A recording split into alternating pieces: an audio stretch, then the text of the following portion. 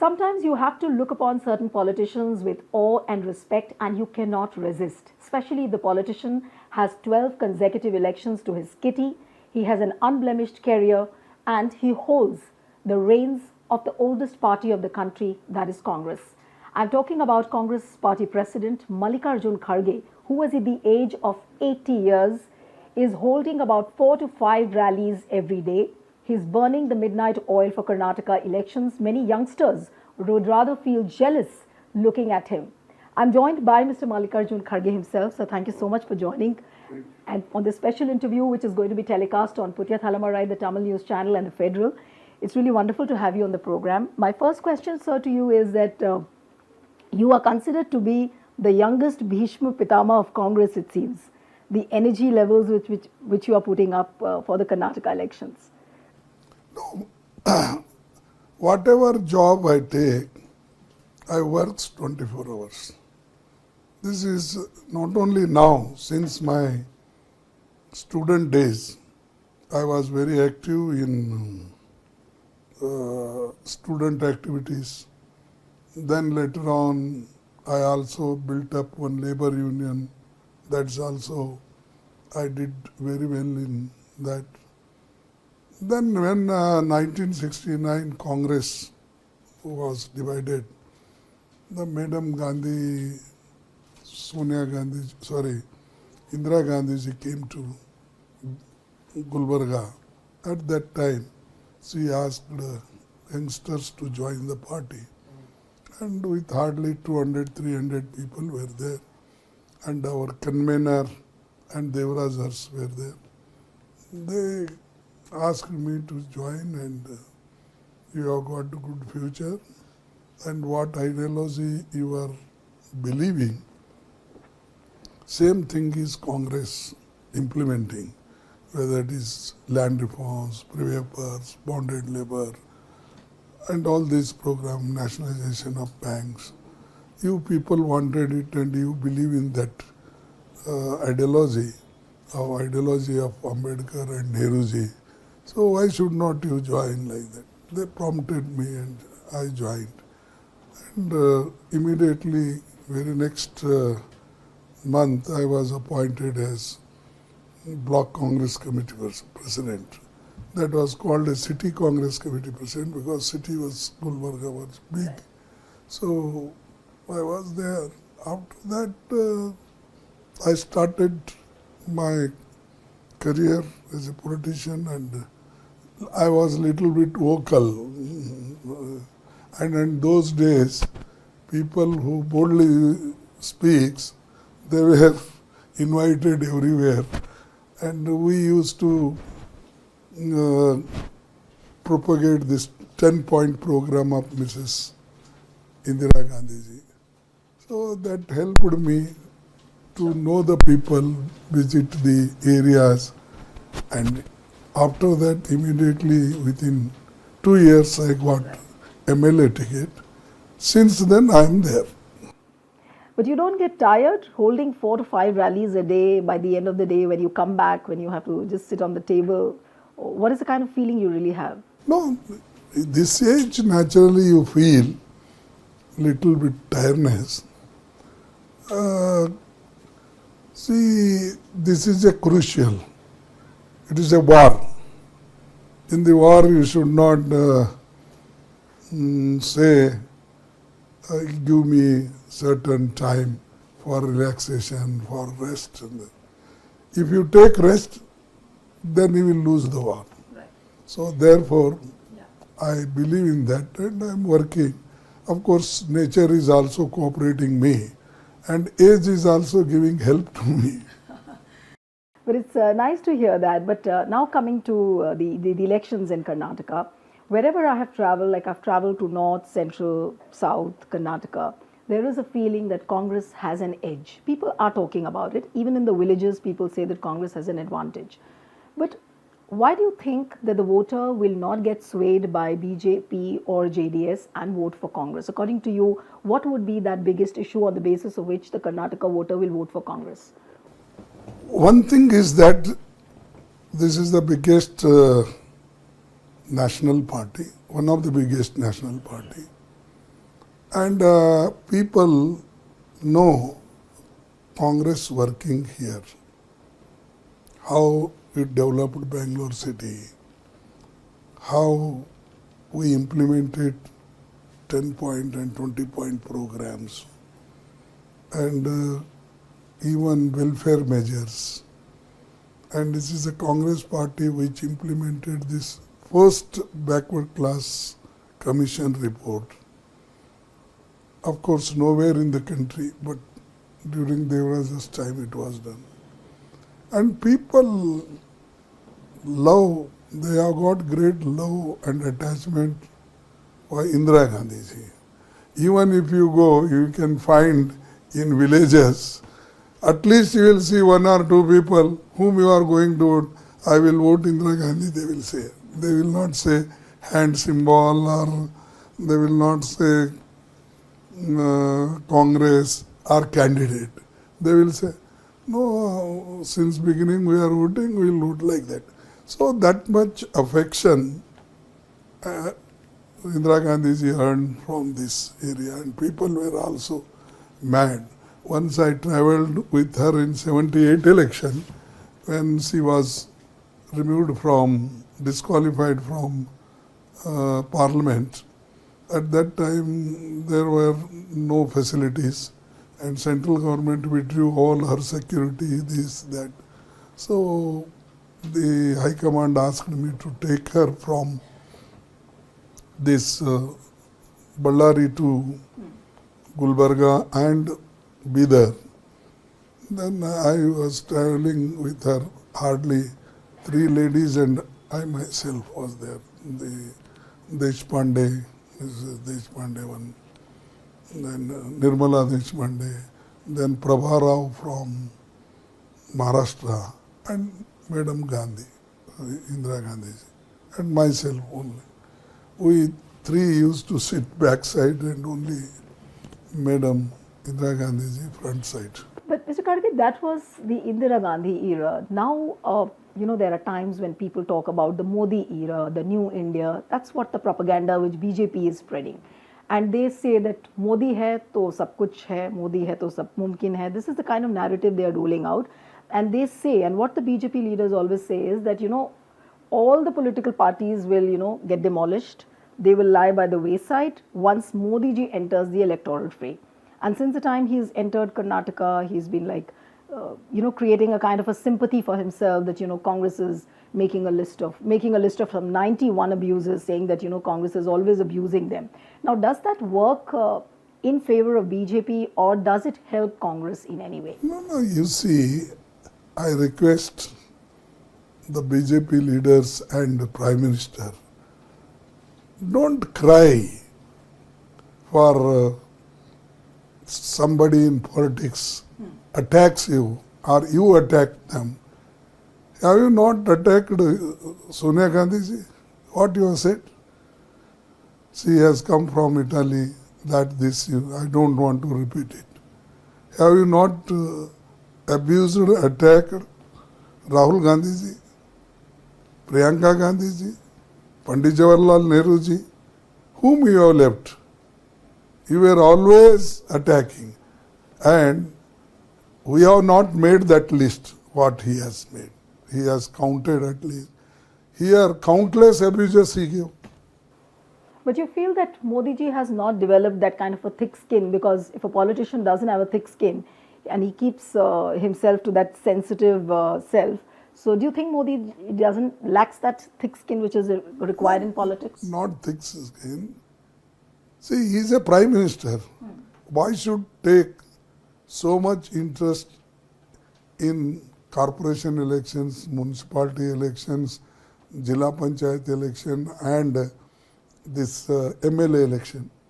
He is a Prime Minister. Let once, twice, thrice, if he comes, gives his policy speech or what he has done for the state. I am not asking what he has done for the country. What you have done, the Karnataka state, Kannada Gas, how much investment you give, how many schemes you give, how many the public sector you brought here. That you should answer. What help you have given to us, that should be the agenda. Instead of the X is abused me, Y is abused me. Is it? Is it the standard of our Prime Minister? And such things, whenever it happens, I myself said, whatever happened, happened, forget, I said. But still, because they want vote, sympathy. Sympathy like this you can't earn. You should do the work and earn the good name, of win the heart of the Kannadigas, then you will get. Otherwise, where last time also, he did not get full majority, he taken from us and from. So wherever he has gone, there either he formed the government by dividing, by taking, by defecting, he does. But when JP Nadda was releasing the manifesto today, he gave a detail as to how many schemes BJP has got, what are they planning, and they also gave a detail as to how many schemes Siddaramaiah government had scrapped. And so they say that this is the manifesto which is for the new Karnataka, and it will take Karnataka 25 years ahead. That is the kind of narrative they are trying to That make. is the future, he told. Yes. But I will ask him, he might have released 2018 manifesto. He should tell out of that how many he has done, not in future. Yes, future I can tell because I was not there in power 5 years. So these are gimmicks they are telling. So I will ask for him because he is a central leader also, and Modi ji Prime Minister. So many Shahs is coming, Rajnath ji is coming. Whatever promise you have given, have you fulfilled? Whether it was 2 crores employment every year, have you fulfilled? 15 lakhs rupees everybody, have you fulfilled? Double the income for the farmers, have you fulfilled? And even inflation, you didn't reduce, you have increase the price of fertilizer, pesticide, everything. Even GST you have put on the people, children who are using papers, pencil, pen, milk, curds, what not. And you are not able to reduce the prices. That is in your hand, by reducing GST, by reducing export, import, whatever is needed. You are not doing that, but simply you are speaking other things to divert the issues. They have also come up with certain taglines like, it's a double engine government of the BJP, but a reverse gear government of the Siddaramaiah. And not one, but many BJP leaders have been repeatedly talking about this. No, they are engaged. What they do, like Goebbels theory, speak 100 times, same lie. If you speak 100 times, people will believe. Like that here, one by one, they attack. And without knowing the facts, what they have actually done at ground level. If they can't give their own accounts, how can they ask double engine is doing that? Double engine, one engine is already derailed, state engine. The central government engine, which is dependent on first engine, the second engine is also not going.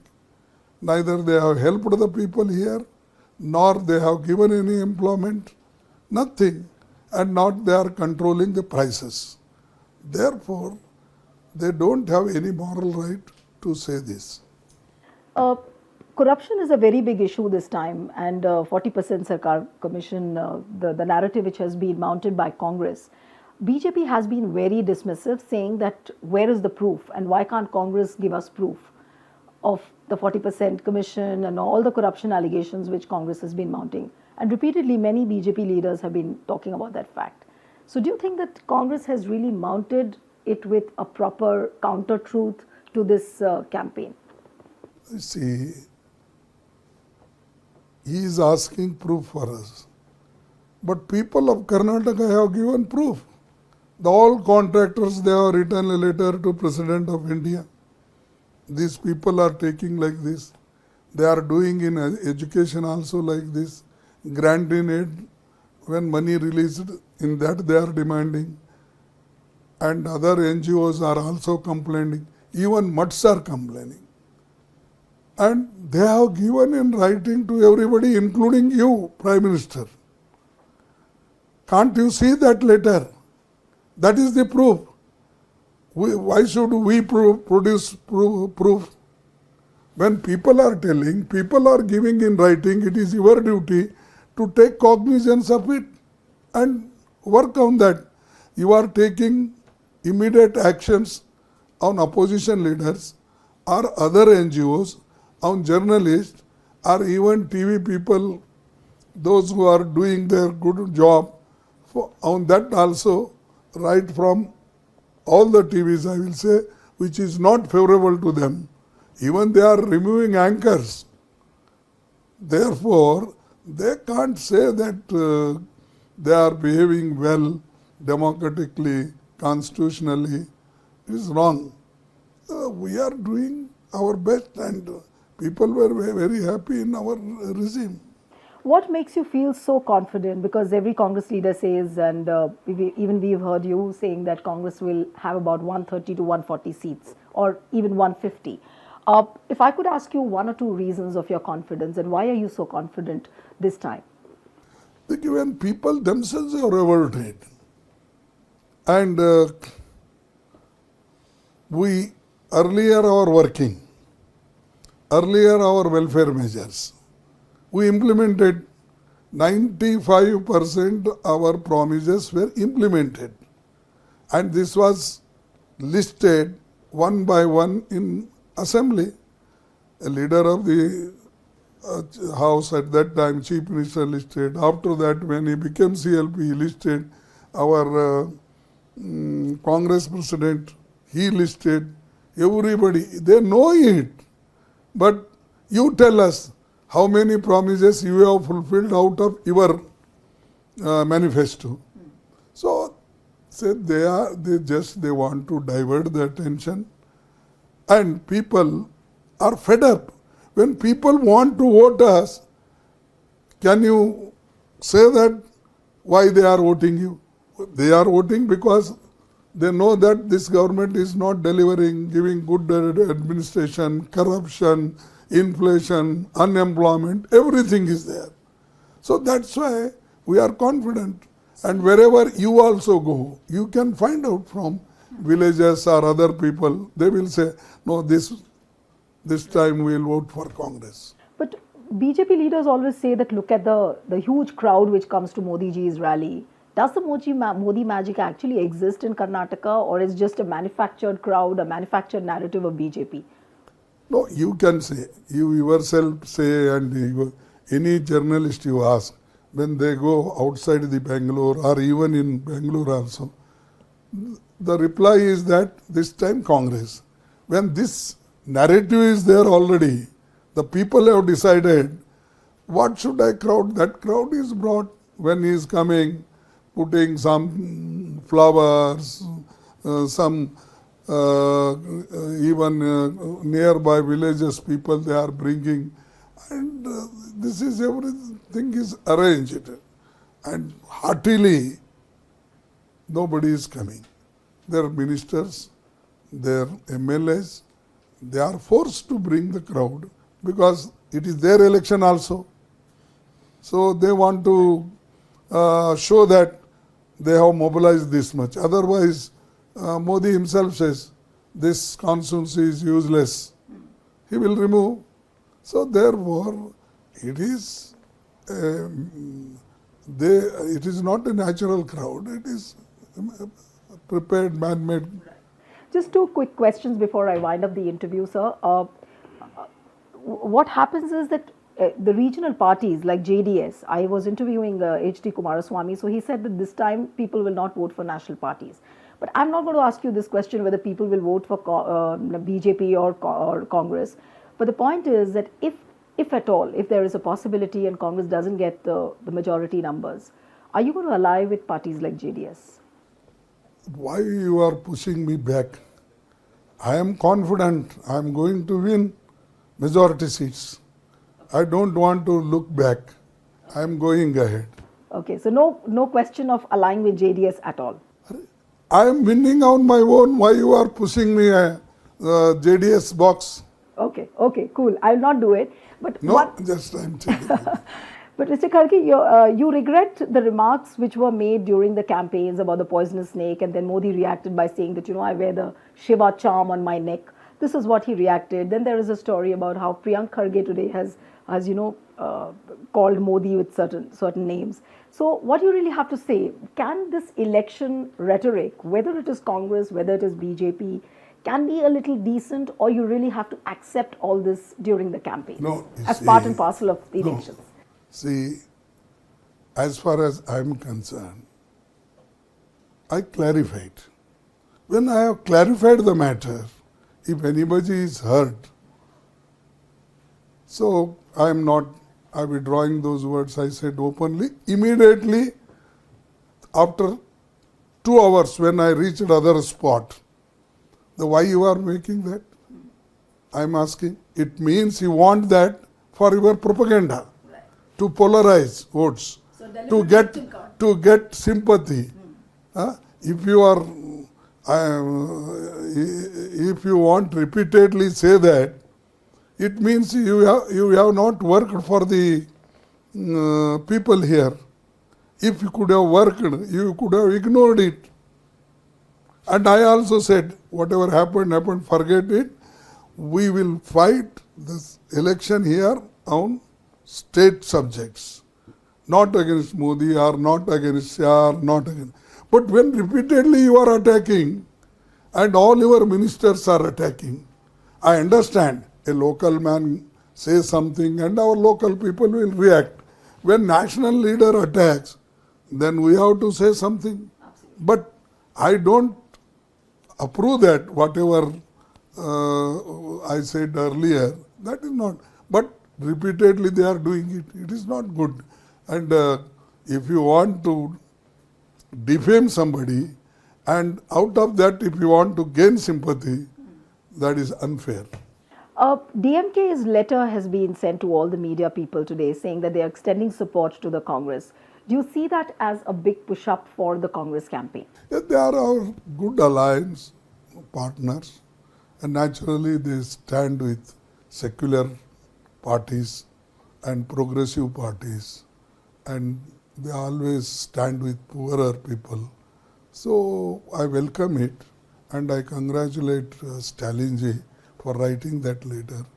I am happy to see his letter, and all the cadre of DMK, I once again congratulate, and we will take their help, and they have extended help. We will happily engage them in various places, and the victory is sure. They are also joining with us. So I am very happy for that. So final number of tally, the number of seats you're looking at, sir? Nobody gives exact. I have given you some time, but we have crossed more than that time. Yes, sir. I'm just ending. This is my last question. No, like that, in politics, nobody will give exact numbers. But we will cross what we have said. We will get 150 seats because theft should not take place. Right. Your house should be intact. To prevent Operation Lotus.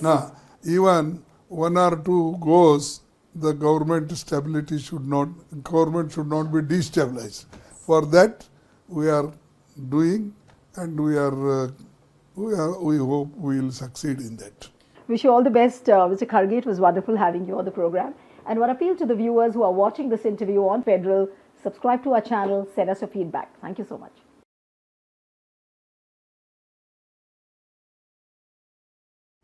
Subscribe to the Federal's YouTube page for more interesting updates.